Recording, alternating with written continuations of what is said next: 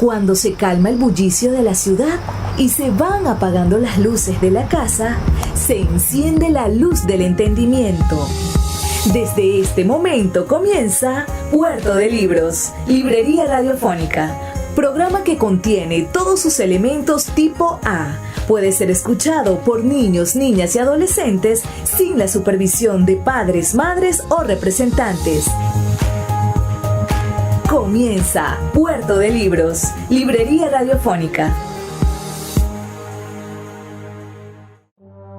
Este programa llega a ustedes con el apoyo de Puerto de Libros, Librería de Autor. Consulta todas nuestras ofertas en nuestras redes sociales @Puerto de Libros.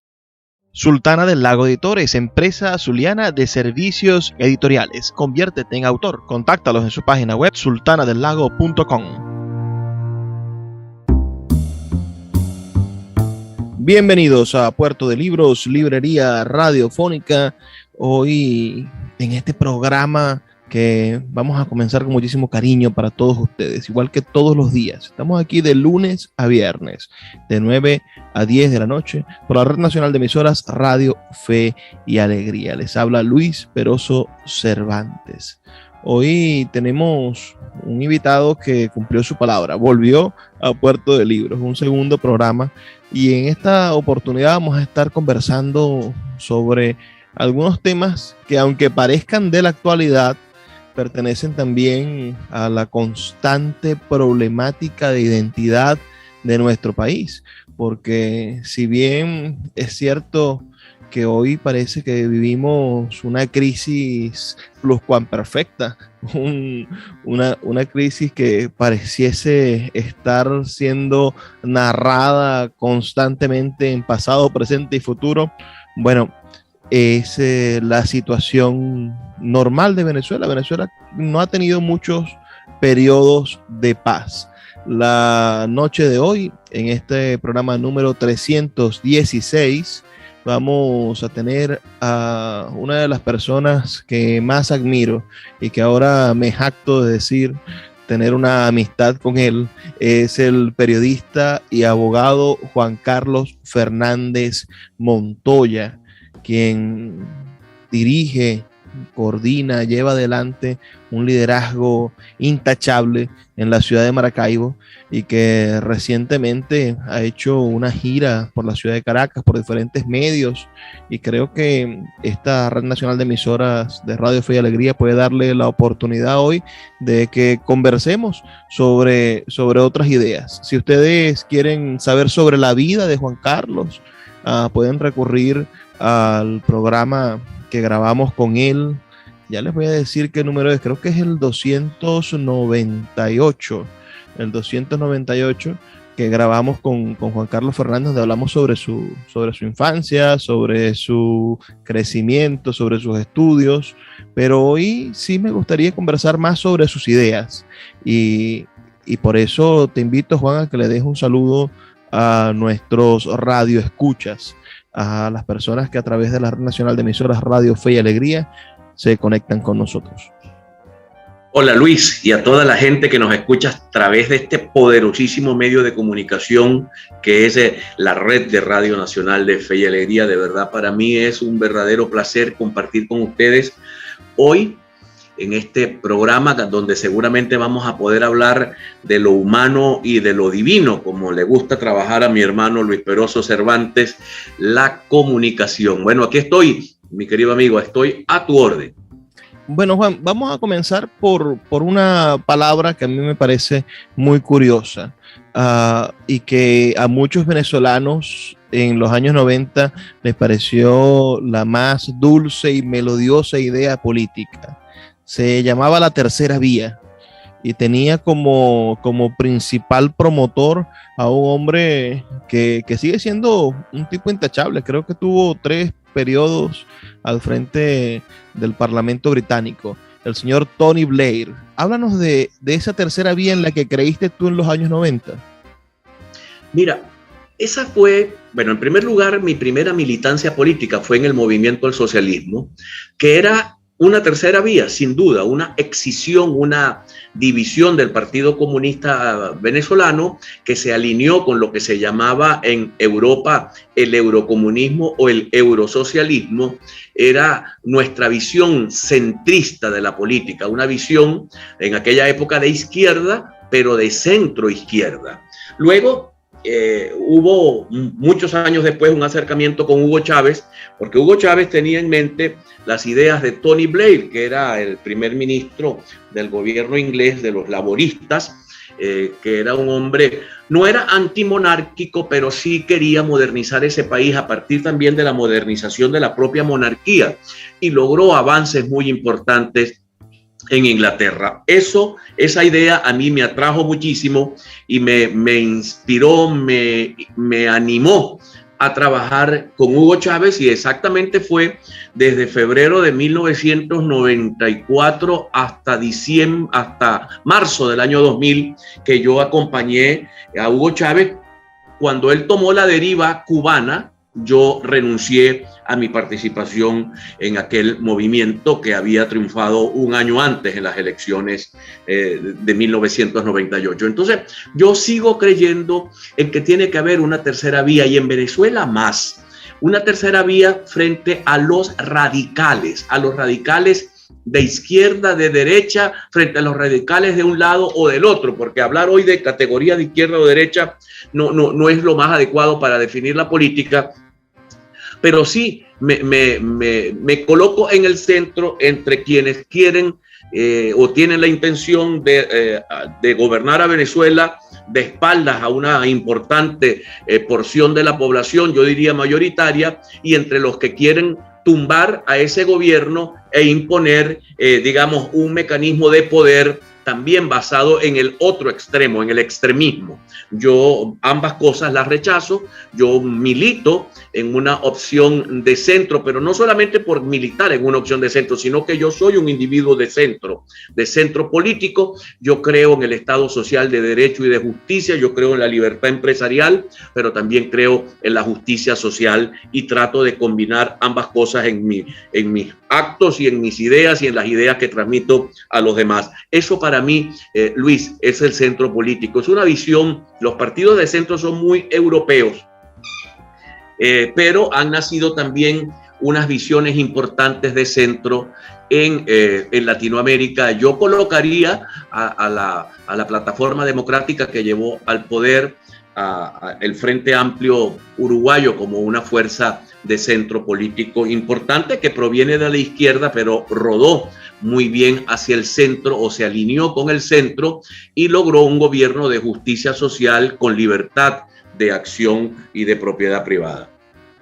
Mira, me parece interesante que de una vez nos hables del centro político, pero la gente en Venezuela, y aunque yo sé que el público de Puerto de Libros es un público bastante preparado, y no me gusta subestimar a mi público, más bien lo respeto y los admiro muchísimo, me gustaría que barajáramos mejor eso del centro, porque tenemos la idea de que lo que llaman la derecha, o lo que el gobierno en BTV llama la derecha, son esas personas bastante gordas fumando un habano o un puro muy caro, y teniendo un montón de gente oprimida y trabajando para que ellos ganen mucho dinero.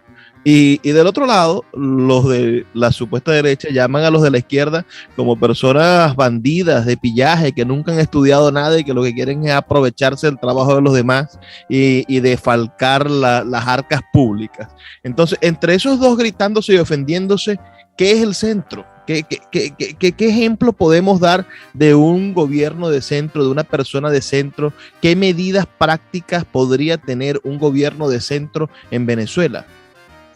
Mira, yo pudiera decirte, a pesar de que son elementos de discusión, porque en Venezuela la política es binaria, lastimosamente, porque ha estado dominada hasta ahora por los extremos. Entonces, no se ven los grises. Yo veo, por ejemplo, a un gobierno de centro, digamos, que se da en otro país. Luego te voy a hablar de gobiernos de centro que se están dando en Venezuela, pero yo creo que Pepe Mujica fue un gobierno de centro. Yo creo que él gobernó para el país entero, no distinguió entre las izquierdas o las derechas, y ni siquiera se convirtió en un vengador de su propia tragedia humana como preso político cuando pertenecía a los Tupamaros, sino que gobernó un Uruguay que hoy disfruta de justicia social con amplias libertades, o sea, un país con mucha democracia. También pudiera hablarte digamos, sin observar en mi apreciación sus errores, que los tuvo, pero que también gobernó desde el centro, que fue Luis Ignacio Lula da Silva en Brasil. Logró hacer un gobierno, logró sacar millones de personas de la pobreza sin afectar a las industrias, sin afectar a las empresas. Eso tiene, digamos, un referente para mí importante. Acá en Venezuela, yo te puedo hablar de la gestión actual, viva, vigente, de Gustavo Duque en Chacao, que yo recorrí con él el viernes las zonas, todo el municipio, incluyendo 3 zonas muy populares que tiene el municipio, y en todas esas zonas la gente estaba, digamos, tenía una relación muy cordial con el alcalde, casi personal, casi que la gente se llama por su nombre. Y siento que las personas pobres de Chacao están recibiendo atención, pozos de agua para sus comunidades. Allá hay un servicio que se logró para todos.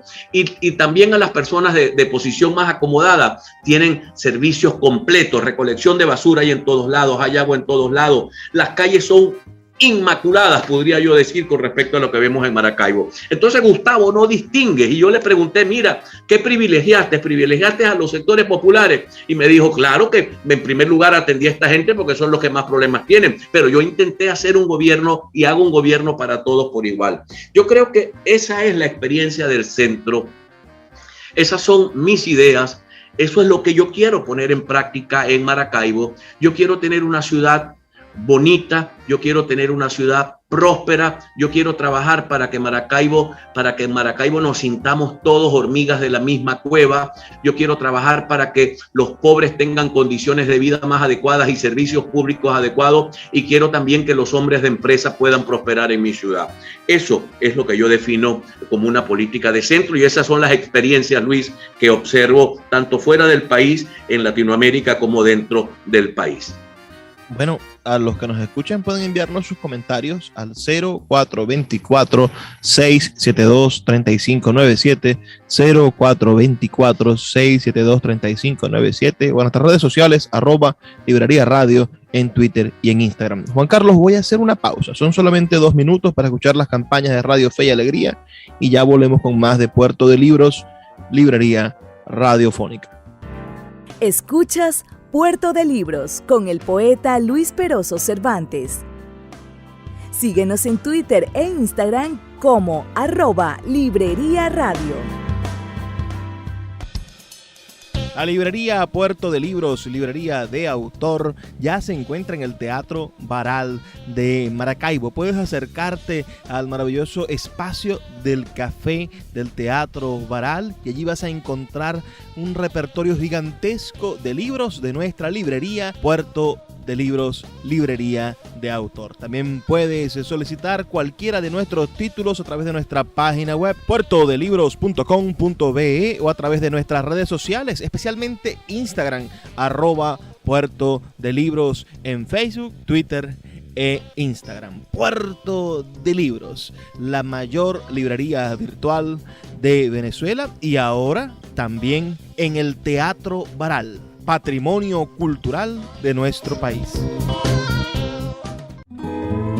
El poeta Luis Peroso Cervantes le acompaña en Puerto de Libros, librería radiofónica, por Radio Fe y Alegría, con todas las voces.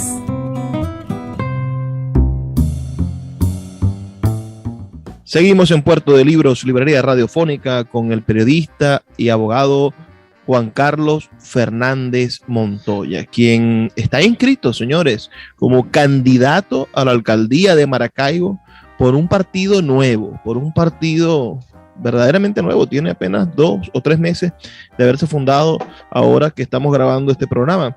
Quiere decir que este partido Fuerza Vecinal es un partido que viene a tener una propuesta diferente en el espectro político venezolano. La tarjeta de fuerza vecinal, señores, cuando vayamos a elecciones, quiero que no lo olviden. Tiene una banderita celeste, color turquesa, y abajo negro, turquesa y negro, y dice fuerza vecinal en letras blancas, para que voten por ello. Eso se encuentra, creo que, no sé en qué parte se encuentra el tarjetón, arriba y a la derecha, el segundo puesto, si mal no recuerdo, está ubicada la tarjeta. ¡Ey! Esta es una recomendación, ustedes cada quien votará por quien quiera, hay muchísimos partidos en ese tarjetón, lo importante es que votemos, porque yo creo que debemos superar la inacción, debemos superar ese periodo tan triste, tan gris de nuestra vida política, en el cual nos decidimos aislar de la razón y nos fuimos con un extremo que pensaba que había una salida rápida. La salida rápida nos ha costado, bueno, desde el 2016 que ganamos la última elección, 2015, nos ha costado 7 años casi de salida rápida, que pudo haber salido quizá más rápido en una elección presidencial si hubiésemos estado preparados para luchar en contra de las trampas, en contra de los puntos rojos y del ventajismo. Señores, estamos con Juan Carlos Fernández. Juan Carlos, un gobierno de centro democrático, la cultura la privatiza la salud. ¿Qué privatiza? ¿Qué debe estar en manos de los privados y qué debe estar en manos del Estado? Mira, constitucionalmente y según la llamada ley de procedimientos administrativos y la actual ley del régimen municipal, no es posible privatizar, por ejemplo, un servicio como el de la basura, pero sí lo podemos tercerizar. Quiere decir, yo no puedo transferir como alcalde las competencias que tengo en la recolección de la basura. Yo soy la competencia, yo soy quien debe, recoger la basura en términos conceptuales, pero puedo contratar empresas para que hagan la operatividad y a esas empresas, los ciudadanos y la alcaldía, pagarles por realizar el servicio. La cultura, mira, la cultura tiene en los principales países del mundo, yo he ido al teatro, al museo en Madrid, estuvimos en el Museo El Prado, he estado en el Museo de Arte Contemporáneo de Nueva York, que son, digamos, los dos grandes museos del mundo, además el Louvre en París. Y uno es privado y otro es público. Uno está financiado por el Estado y otro está tercerizado. Quiero decir, se pueden hacer muchísimas cosas. Así como tenemos en Maracaibo nuestro Teatro Baral, que lo administra la Universidad del Zulia, que pertenece a la Universidad del Zulia. Tenemos también el Teatro de Bellas Artes, que pertenece al sector privado, y tenemos el Museo de Arte Contemporáneo, que pertenece también a la Universidad del Zulia, pero es manejado con criterios privados. O sea, ¿qué significa manejar con criterios privados? Yo creo que significa manejar con excelencia. Eso es lo único que yo veo. Yo creo que pudiéramos administrar todo el aparato cultural de la ciudad de Maracaibo con criterios privados, no para que sea para uso exclusivo de los privados, para que sea de uso público, pero sí con una gerencia con criterio privado, con criterio de excelencia. No significa con criterio de cobro de tarifas y cosas de esas. No exactamente. Tendría que haber un financiamiento para las actividades que deben ser totalmente gratuitas, como por ejemplo los conciertos pedagógicos que debe dar las orquestas y los grupos musicales que estén a cargo de la alcaldía. En las escuelas deberían dar conciertos pedagógicos, esos conciertos deben ser gratuitos. Los pintores que vayan a las escuelas a enseñar a nuestros niños, a inspirarlos para que se conviertan en pintores, a nuestros artistas plásticos de todo, digamos, de todas las áreas del arte plástico, a nuestros teatreros que vayan a las escuelas a inspirar, que hagan presentaciones privadas, públicas, pero también que puedan hacer presentaciones privadas para que ellos puedan financiar un poco su actividad, porque toda la actividad no puede estar financiada por el Estado, porque no sería correcto ni eficiente, ¿no? Ni correcto ni eficiente. Por lo tanto, en el área cultural podemos hacer muchísimas cosas mixtas, unas cosas públicas, unas cosas privadas y unas cosas mixtas. También Por ejemplo, el tema de la competencia de la alcaldía en el tema gas. Yo creo que nosotros podemos tener una empresa en Maracaibo que se encargue de reparar y de mejorar y de expandir la red de gas de Maracaibo sin que eso sea una labor que lo operativice solamente la alcaldía de Maracaibo. El grueso de las actividades, el mantenimiento de nuestras plazas y parques pudiera hacerse contratando empresas privadas. ¿Por qué contratando empresas privadas? Para que sean eficientes y para tener a quien reclamarle cuando la plaza no esté perfectamente bien limpiada. Cuando es la propia alcaldía la que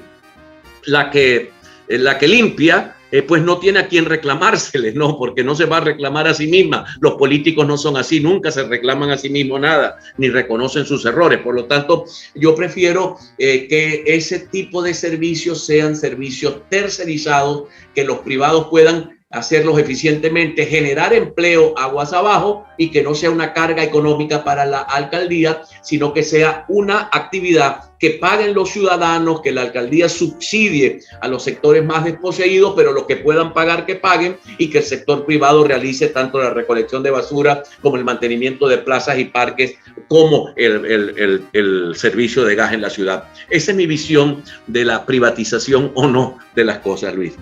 Mira, dijiste algo que me paró los pelos, porque es una verdad absoluta. Los políticos no reconocen sus errores.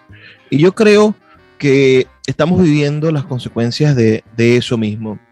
Yo tuve la esperanza de que estudiando el proceso político venezolano podía entender cuáles eran los errores que se cometían y de alguna manera influir en que no se siguieran cometiendo.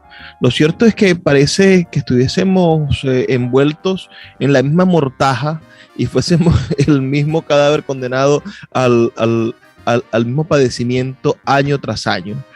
Yo siempre te he dicho, cada vez que conversamos sobre la situación política actual, que yo siento que esta Venezuela de hoy se parece mucho a la Venezuela de los años 90. En cuanto a la manera en la que los liderazgos políticos están vencidos. Yo siento que Nicolás Maduro, el presidente de la República, tiene tanto descrédito y está tan desactivado políticamente como estuvo desactivado políticamente el presidente Rafael Caldera, que era un hombre que logró irse del poder con un rechazo gigantesco de la población, y su presencia en la vida política nacional era deplorable. Cada vez que Caldera intentaba dar una rueda de prensa de esas o una cadena nacional, a la gente apagaba el televisor porque no querían escuchar a ese hombre balbucear lo poco que balbuceaba. Y sucede lo mismo con Nicolás Maduro. Tiene un rating pero mínimo. Nadie ya escucha lo que dice en sus cadenas. La gente apaga el radio, apaga la televisión, no le presta atención. Son además portadores de promesas vacías. Cuando Caldera prometía un país mejor, o salía Teodoro Pekov, ministro de Economía, a decir que la economía estaba progresando, bueno, la gente no les creía. No había manera de que ellos pudiesen ser portadores de la verdad, por más de que quizá en algún momento Teodoro tuvo razón y se estaba estabilizando macroeconómicamente Venezuela. No lo sé, lo dirán otros. Yo creo que la estabilidad vino a partir de la explotación, del auge del boom petrolero de los 2000, pero ya eso lo analizaremos en otro momento. Y ahorita sale Nicolás Maduro o cualquiera de los ministros y dice algo y la gente no les cree. Los personeros oficiales no tienen veracidad. Y si nos vamos a la oposición, creo que es el mismo juego, porque ¿quiénes hacían oposición a Caldera? Hacían oposición a Caldera todos, porque Caldera había roto el juego, la mesa la había roto, y entonces Copey tenía su candidata, y Acción Democrática tenía su caudillo, y todos estos partidos eran una especie de oposición, pero una oposición que tampoco tenía crédito. ¿Quién podía creerle algo a Alfa Lucero? ¿O quién podía de verdad creerle algo a la hermosa Irene Sáez? Parecía que estaba desacreditada. ¿Qué sientes tú con respecto a esto? ¿Te parece que es el momento para que nazca no digo un nuevo Hugo Chávez, porque espero que se haya roto ese molde, sino un líder o un movimiento político que represente un cambio radical? Mira, yo creo, en primer lugar, me voy un poquito hacia atrás, ¿no? O sea, yo creo que las bases que fundaron el modelo democrático que se instauró con el triunfo de Rómulo Betancourt se petrificaron. O sea, yo creo que Rómulo hubiese aspirado a un país con mayor libertad, con mayor movilidad social, pero creó un problema que diríamos así que fue como el pecado original de Rómulo, que es haber mantenido restringidas las libertades económicas desde comienzos de su gobierno, desde la primera constitución. Ellos hicieron una restricción a las libertades económicas y Venezuela gobernó sin libertades económicas hasta Carlos Andrés Pérez II. Fueron más de 20 años sin libertades económicas, con un petroestado pretendiendo controlar todas las áreas de la economía y de la vida. Eso ocurrió en democracia. O sea, eso no ha ocurrido solamente bajo el control chavista o madurista de la vida nacional. Ese modelo no evolucionó. Encontró en Carlos Andrés Pérez quizás el hombre que creía, que quiso hacerle el primer cambio importante al modelo con la descentralización, con la liberación económica, pero eso no fue entendido por las cúpulas tanto de su propio partido como las cúpulas de COPEI, que eran digamos, en esa época eran los partidos del bipartidismo, y ellos, Carlos Andrés Pérez termina preso. Le consiguieron una cosa que no era ni siquiera un error, porque era uso de la partida secreta que correspondía al presidente, y Pérez terminó preso y el país regresó a Caldera, El país regresó a lo que ya estaba absolutamente agotado. Ese fue el error de la Cuarta República. Luego trae a Chávez. Chávez viene con un discurso redentor en contra de los errores de la corrupción que tenía la Cuarta República, y evidentemente el país lo iba a comprar, y lo compró. Ganó con el 52% de los votos la demolición interna, la propia demolición de los sectores de la llamada digamos, de los partidos de la democracia, y luego los errores subsecuentes que se han cometido. O sea, yo creo que el no querer evolucionar trajo, por parte de los sectores democráticos del país, trajo a Hugo Chávez al poder. Y Juan, mira, te voy a detener allí. Quedamos en Hugo Chávez. Ya vamos a hablar de la actualidad. Tenemos que hacer una pausa. Son 2 minutos y ya volvemos con más de Puerto de Libros, Librería Radiofónica. Síguenos en @Librería Radio. Sultana del Lago Editores es una empresa zuliana de servicios editoriales. Nuestro catálogo tiene más de 100 títulos de autores nacionales e internacionales. Además, somos la única editorial que presta servicios de impresión bajo demanda en Maracaibo. No necesitas invertir en grandes tirajes. Tus lectores pedirán tu libro, nosotros lo imprimiremos y tú obtendrás regalías. Por ello, también editamos internacionalmente en Amazon y Google Play Books. Conoce más en nuestra nueva página web www.sultanadelago.com o siguiéndonos en Instagram como @sultanadelago. El poeta Luis Peroso Cervantes le acompaña en Puerto de Libros, Librería Radiofónica, por Radio Fe y Alegría, con todas las voces.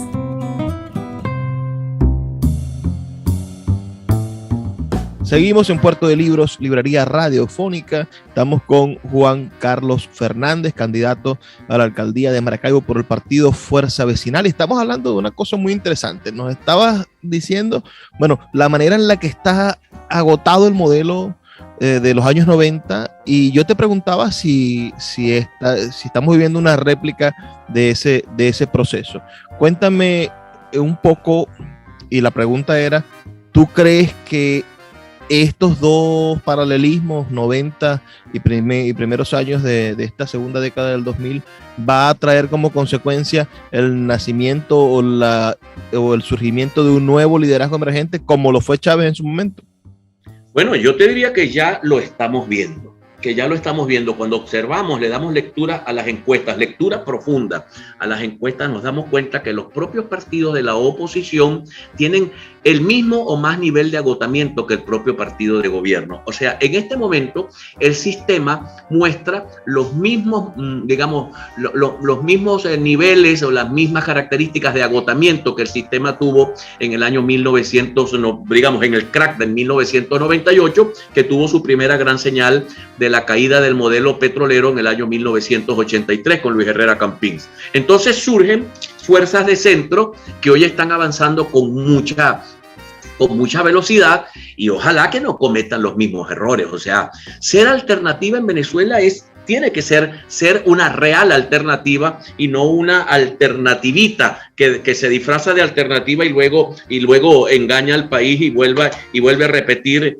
los mismos procedimientos, las mismas formas, diría Simón Rodríguez, las mismas cosas y los mismos procedimientos. Yo creo que están surgiendo fuerzas de centro político. Yo estoy, digamos, con Fuerza Vecinal, que representa exactamente eso, el centro político del país, pero hay otras también configuraciones que vienen buscando el centro y algunas que van a tener que evolucionar o van a desaparecer, van a tener que buscar el centro político. Así que yo veo que la cosa está andando, digamos, el proceso evolutivo para evitarnos otro crack. O sea, nosotros tenemos que evitarnos que cada ciclo en Venezuela sean ciclos de golpe de Estado, porque no podemos seguir permitiendo que los militares sean la balanza de los problemas de la nación. Quiero decirte con esto que en el año 1998 sencillamente es la conjugación de los hechos violentos del año 1992. Y yo aspiro que el cambio que se va a dar en Venezuela, donde va a ser desplazada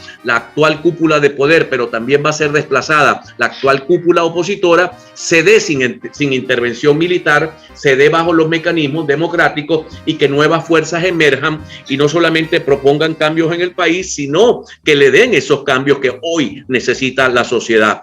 Es insostenible el Estado chavista, así como fue insostenible el Estado petrolero de la llamada Cuarta República. Hoy tenemos que ir a un Estado mixto donde digamos, el peso real de la economía esté en manos de los sectores privados y no en manos del sector público. Bueno, mira, pienso en una frasecita que me ha hecho bulla desde que te la escuché decir. Dijiste hace días en una entrevista en Globovisión que la tarjeta de la unidad, que no se llama así, es la tarjeta de la mesa de la unidad, de la MUT, es la herencia de la abuela. Y con decir la herencia de la abuela te refieres a ese tesoro que le pertenece a todos los hijos, nietos y a los tataranietos, porque ha parido bastante la generación de esa abuelita, pero que está siendo de cierta manera secuestrada por un grupo que se hace llamar el G4 y que cuando tú le dices, bueno, que son 4 partidos, no, que tenemos otros partidos, y tú les preguntas, nada más hay que preguntarle, decir, ¿cuáles alcaldías, cuáles gobernaciones pertenecen a partidos diferentes, las candidaturas que ellos han impuesto a partidos diferentes a los 4 partidos? Son 4 partidos, porque entre ellos se repartieron el país. Se repartieron las alcaldías y no le dieron espacio. Yo no veo a Copey, no veo a ninguno de los que dicen ellos que integran la mesa de la unidad democrática o que integran la plataforma unitaria, más allá de estos 4 partidos que ahí sí voy a usar una palabra que a ellos les gusta utilizar, monolíticos porque parecen del neolítico. Estos partidos del G4 están ahí como secuestrando la tarjeta de la unidad y la idea de la unidad opositora. ¿Existe la posibilidad, Juan Carlos, frente al nacimiento de estos movimientos de centro, de unirse al grupo del G4, o ya es hora de decirle al chavismo, mira, no estoy de acuerdo contigo, Nicolás, no estoy de acuerdo contigo, PSV, no estoy de acuerdo contigo, Gran Polo Patriótico, pero tampoco estoy de acuerdo contigo, G4? Yo creo que ambos son responsables de la crisis que tenemos, ambos son responsables de que no exista un diálogo, de que no exista un movimiento de clases sociales, de que el país se encuentre en la crisis en que se encuentra, y yo voy a tomar una vía diferente y me voy aparte. o si es posible hacer unidad con ellos. Dime, ¿qué opinas tú? Yo opino decía, que hay que irnos por el centro, ¿no? Pero quisiera saber qué opinas tú.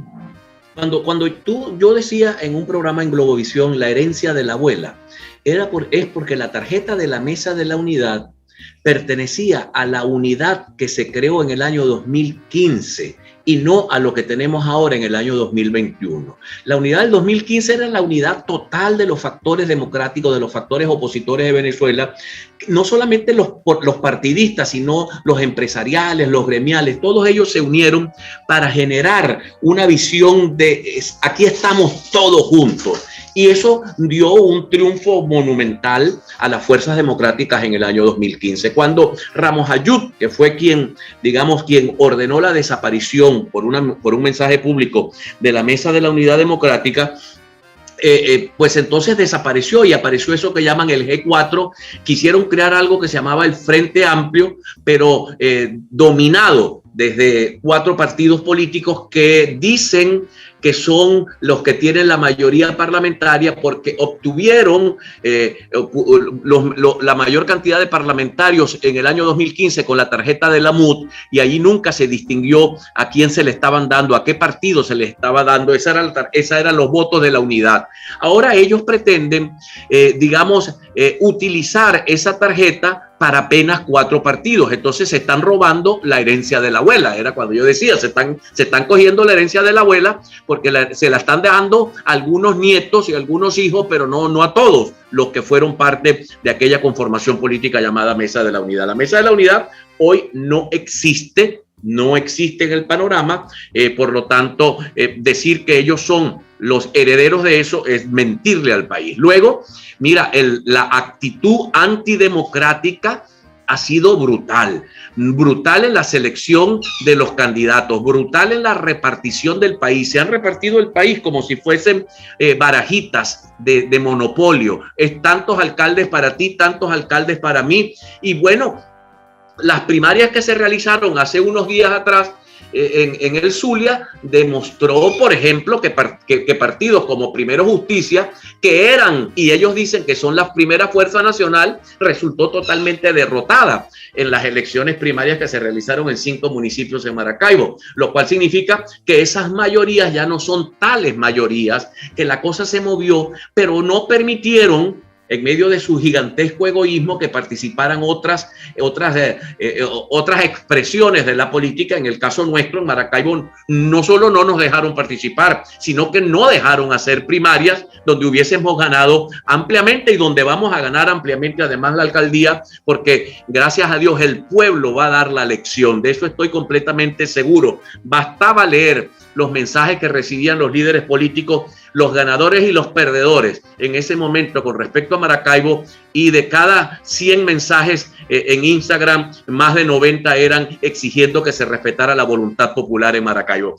Entonces, yo creo que ya ese modelo de 4 cúpulas políticas está también agotado absolutamente, y nosotros nos vamos a ir por el centro, como bien lo acabas de decir tú, mi querido Luis. Vamos a ir por el centro, vamos a ir con la gente, de la mano de la gente, buscando cambiar lo que está agotado. Y sin duda lo que está agotado es el modelo diríamos chavista madurista, pero también está agotado el modelo guaidocista de 4 partidos. Está absolutamente agotado, basta ver las encuestas, repito. Bueno, mira, qué ilusión me hace, y aquí quizás las personas que me siguen desde hace tiempo saben que siempre hablo un poco de la situación del país, ¿no? Y les digo que el país no va a cambiar, señores, con un proceso electoral. Señores, el país, la crisis, que a usted le falte el agua, que hagamos todo lo que hagamos, no va a cambiar con un proceso electoral. Lamentándolo mucho, el proceso electoral es solamente una pieza de las muchas que tenemos que colocar en la construcción de la nueva realidad nacional. Y la democracia no es ir a votar exclusivamente. Que usted vaya a votar por una persona no quiere decir que tengamos un espíritu democrático. Por ejemplo, si esa democracia está viciada en un bipartidismo que están enfrentados dos poderes que se parecen iguales, que son idénticos, ¿no? Que se parecen igualitos, como dice el chiste. Pero porque yo no veo diferencia entre la manera en la que actuó el PSV en contra de los candidatos que ganaron. Yo te pongo el ejemplo de mi amigo Max González en el municipio de Sucre del estado Zulia, donde Max sacó una cantidad abrumadora por encima del otro candidato, que era el candidato del gobernador Omar Prieto, que además era un tipo que tenía sometido y que tiene sometido al municipio de Sucre a unas condiciones de criminalidad y de violencia terribles. Y Max proponía, junto con las iglesias evangélicas y un montón de cosas dentro del PSV, dentro de sus primarias, una alternativa, y el PSV ignoró que él ganó y le impuso ahora a una muchacha que ni siquiera vivía allí como candidata, ¿no? Eso es un absurdo, ese tipo de imposiciones. ¿Y para qué hacen primarias si no las van a respetar, si no van a respetar lo que la gente dice? Y del otro lado, bueno, nos encontramos con que esta gente ha asumido al país como si fuesen unas barajitas, se las han repartido, no han prestado atención a lo que la gente dice en las encuestas. El caso de Carí en Caracas es una cuestión vergonzosa cuando hay un candidato que pueda tener una moral más amplia que este candidato, un tipo que ha dado todo por la educación de Caracas y que cree que la educación es la manera de transformar el país, y que los partidos le den la espalda y coloquen a un político de oficio, que son los grandes problemas que tenemos, los políticos de oficio, que son personas que han vivido toda la vida de la política. El caso del candidato que han impuesto en Maracaibo, el señor Rafael Ramírez, es un político de oficio. Toda su vida ha sido desde que fue inspector del trabajo hasta que fue diputado a la Asamblea Legislativa, diputado a la Asamblea Nacional en 2 periodos, un montón de tiempo. El tipo tiene 15 años viviendo del Estado y de sueldos de político, no trabaja. Lo que hace que uno le pregunta, ¿cuáles son tus gestiones políticas? Es lo que provoca preguntarle. Es el gran problema. Tenemos que sacar a esos políticos de oficio y votar por la tercera vía, votar por esa tercera opción, por esa tercera voz. Y tengo que, a pesar de que hablé bastante y que sé que quieres comentar, te lo voy a pedir que lo digas en el próximo segmento, porque ya se nos ha vencido este segmento y vamos a nuestro último y cuarto segmento dentro de 2 minutos. Escuchemos los mensajes de Radio Fe y Alegría y ya volvemos. Escuchas Puerto de Libros con el poeta Luis Peroso Cervantes. Síguenos en Twitter e Instagram como @Librería Radio. El poeta Luis Peroso Cervantes le acompaña en Puerto de Libros, Librería Radiofónica, por Radio Fe y Alegría, con todas las voces. Seguimos en Puerto de Libros, Librería Radiofónica, y sé que hice un monólogo y que aunque tenía hoy invitado, parece esto más bien un diálogo. Juan Carlos, dime, ¿qué opinas tú de esas irregularidades en las cuales, ¿qué le aconsejas tú al pueblo venezolano cuando se presenta el caso de que excluyen a un hombre como Ecarí, o cuando se presenta el caso de que quieren imponer a políticos de oficio, a gente que es ¿qué puedo decir yo sin que suene ofensivo?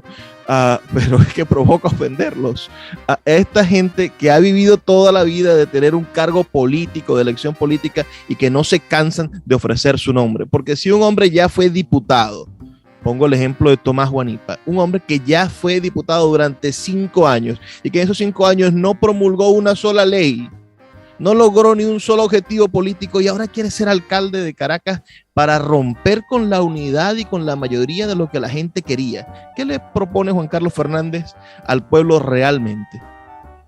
Mira, debo decirte, lo primero que debo decirte, mi querido hermano, es que, digamos, hay un viejo pensamiento, una vieja frase que decía nuestro querido Ali Primera, con quien tuve encuentros y desencuentros: el pueblo es un cuero seco, si lo pisan por un lado, por el otro se levanta. Yo creo que exactamente eso es.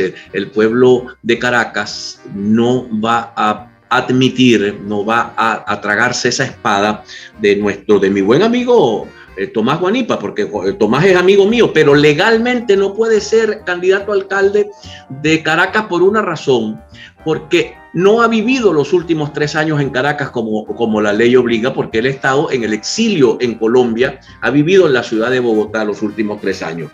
Luego, la percepción que se ha tenido en Caracas es de lo que llaman en Margarita un navegado, o sea que no es una persona de la región. Tomás Guanipa es un maracucho, es un maravino que se fue a Caracas, digamos, situacionalmente por ser líder de su propio partido, de Primero Justicia, pero no por ser un hombre nacido, criado y haber, digamos, vivido la vida caraqueña. No ha vivido la vida caraqueña.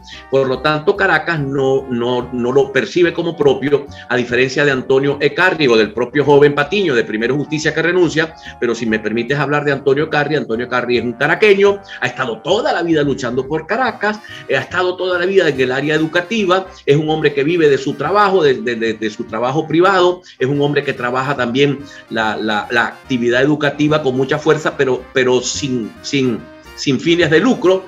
Por lo tanto, estamos hablando de una persona que está en el corazón de los caraqueños. Eso va a pasar en Caracas, y en Maracaibo va a pasar igual. Acá, mi querido amigo Rafael Ramírez tiene muchos años en la política, digamos que es un político tradicional, es un político que vive de la política, que ha vivido la política, que ha trabajado como inspector del Ministerio del Trabajo, además en hace más de 20 años, gobierno. ¿No? ¿Ah? Hace más de 20 años. Hace más de 20 años, pero además la gente lo percibe como un navegado, como alguien que no es de la ciudad, que no habla como hablamos en la ciudad, que no expresa las ideas como las expresamos en la ciudad. Entonces la gente comienza a verlo para efectos de ser alcalde como un elemento extraño, pero además han sido ambos diputados por el Zulia, Tomás ha sido diputado por Caracas, pero la defensa de sus regiones no ha sido la más brillante. Las regiones no han visto en ellos a sus diputados defendiéndolas. Por lo tanto, creo que tienen poco que buscar en Caracas y poco que buscar en el Zulia y en cada sitio del país donde se haya impuesto una candidatura a espaldas de la población. Yo creo que no tienen ninguna posibilidad y creo que la población va a dar absolutamente una lección, hermano mío. Mira, yo podría ser un poco más, y la literatura me lo permite, ¿no? Poder hacer una narrativa ficticia, ¿no? Pensemos en lo siguiente, a esa gente que crea teorías de conspiración. Yo veo que Primero Justicia, y ahora le pongo nombre y apellido porque resulta ser los candidatos de Primero Justicia los más controversiales en todo el país. Primero Justicia está intentando dividir el voto del ciudadano para que gane el chavismo en espacios donde iba a ganar la oposición. Por ejemplo, pongo el caso de Antonio Ecarri. Si él va primero en las encuestas y tiene verdaderamente el favor popular, ¿cuál es la necesidad de imponer y crear un conflicto inexistente en un municipio en el cual lo más lógico es apoyar al que va primero en las encuestas?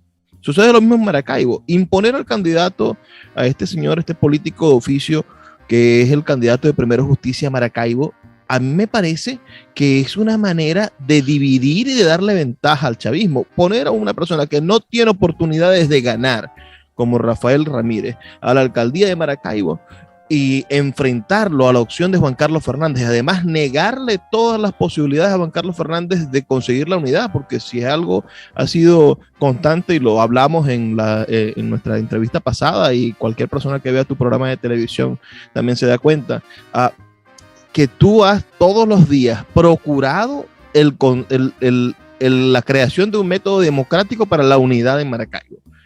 Negar a toda costa las opciones que se plantean durante un año para conseguir la unidad e imponer a una persona que no tiene chance, yo creo que es una especie de complicidad para que el chavismo triunfe en Maracaibo. Ahí es donde está la verdadera complicidad. Los que están dividiendo son ellos, que están poniendo factores que son verdaderamente desaventajados y que van en contra de la voluntad de las personas en el municipio.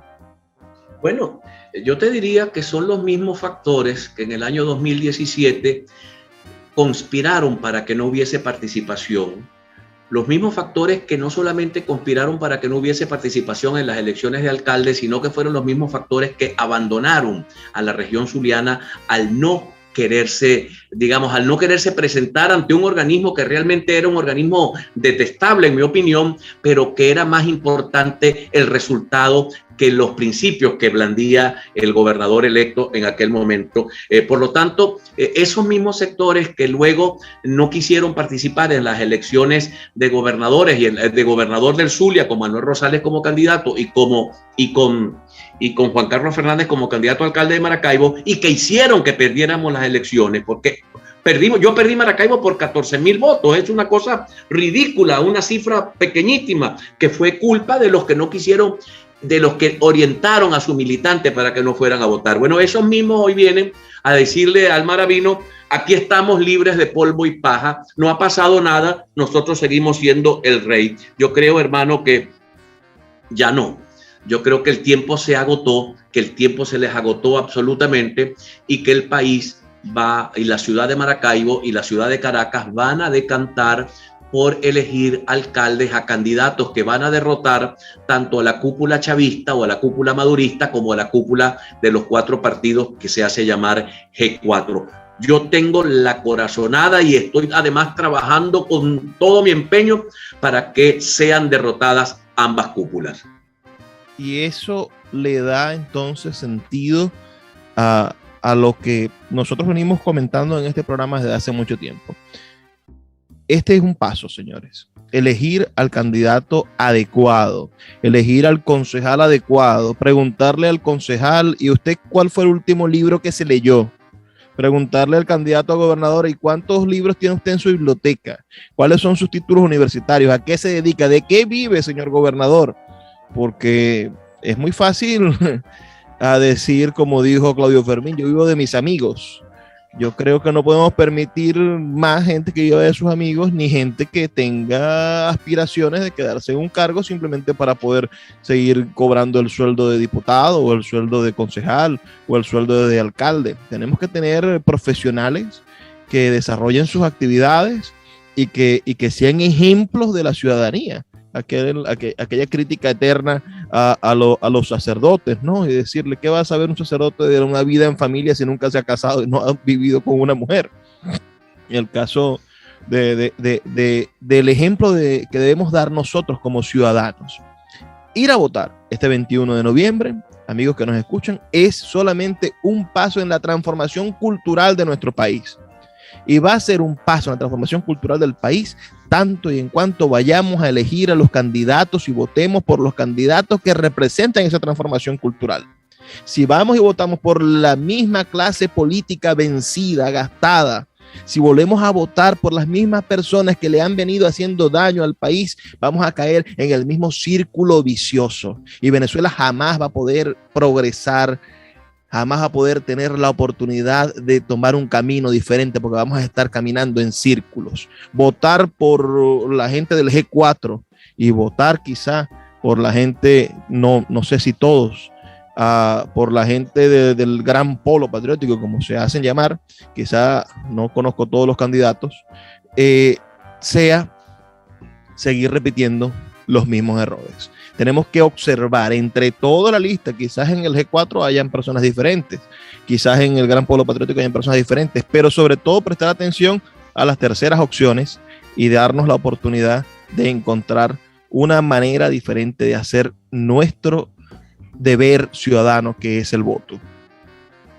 Mira, incluso, si me permites, Luis, estoy analizando las pasadas primarias que realizó la oposición en el Zulia, y quienes ganaron en cada uno de esos municipios, o en casi todos, derrotaron a las estructuras que dominaban previamente esos municipios. ¿Qué significa eso? Que la gente votó por personas, que no votó por partidos, y que los votos se fueron mayormente a candidatos emergentes. Es una cosa increíble ver, por ejemplo, si te digo un solo municipio, voy a mencionar el municipio Lagunillas, que era una especie de feudo copellano durante toda su vida. Se impuso el Nuevo Tiempo, no porque el Nuevo Tiempo sea la mayoría, probablemente la mayoría sigue siendo copellana, pero la persona que intentó colocar Copey no representaba ya a la nueva visión de sociedad que la gente está viendo, y ganó otra persona distinta, ganó una una persona, los copellanos votaron también por esa persona porque si no, no hubiese ganado. Entonces, estamos viendo que emergen,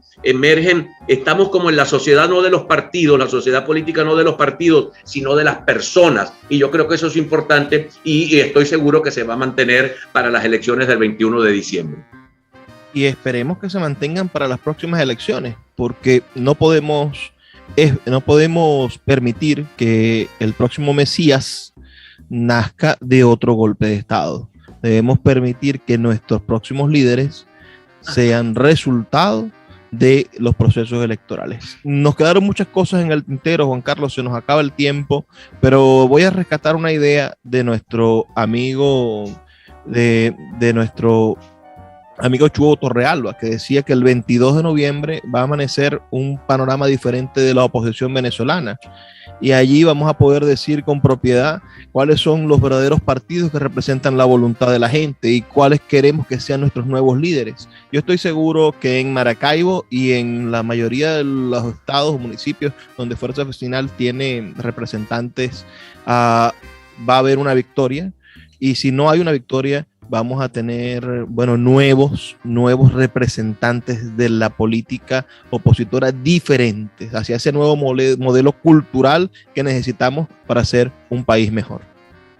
Mira, yo quiero despedirme de tu audiencia invitándolos a leer Tercera Voz, un periódico digital que sé que tú estás allí como cabeza de ese nuevo medio informativo, ¿no? Me voy a tomar una libertad en tu programa para hacerle una cuña a Tercera Voz, que se va a convertir en muy poco tiempo en referencia informativa, en referencia de los medios digitales de nuestro mundo, de nuestro planeta, porque es un medio global, absolutamente global. Y yo te agradezco que me hayas invitado a tu programa, mi querido hermano.